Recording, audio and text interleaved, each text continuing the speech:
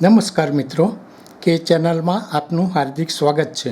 હું દિનેશ સિંહ રાઠોડ।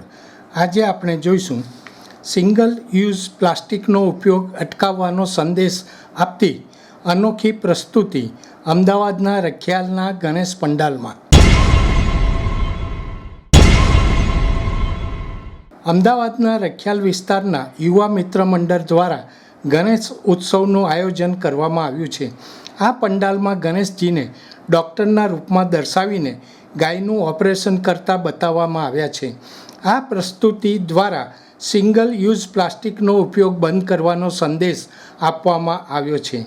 આ અંગે વાત કરતા યુવા મિત્ર મંડળના સભ્ય મકવાણાએ જણાવ્યું હતું કે વડાપ્રધાન નરેન્દ્રભાઈ મોદીએ 2022થી સમગ્ર દેશમાં સિંગલ યુઝ પ્લાસ્ટિકને નાબૂદ કરવાનું અભિયાન શરૂ કર્યું છે।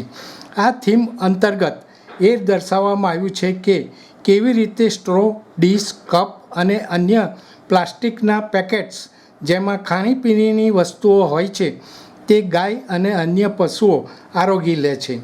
તેમણે ઉમેર્યું હતું કે આ પ્લાસ્ટિક તેમના પેટમાં જમા થતાં ધીમે ધીમે પશુનું મૃત્યુ પણ થઈ શકે છે। આથી આવા અબોલ પશુઓના જીવનની રક્ષા માટે સિંગલ યુઝ પ્લાસ્ટિક પર પ્રતિબંધનો સંદેશ આ પ્રસ્તુતિ દ્વારા આપવામાં આવ્યો છે। આ સાથે આ પંડાલમાં સ્વચ્છતા જાળવવાનો સંદેશ પણ આપવામાં આવ્યો છે। આ પંડાલ લોકોમાં આકર્ષણ અને ચર્ચાનું કેન્દ્ર બન્યું છે।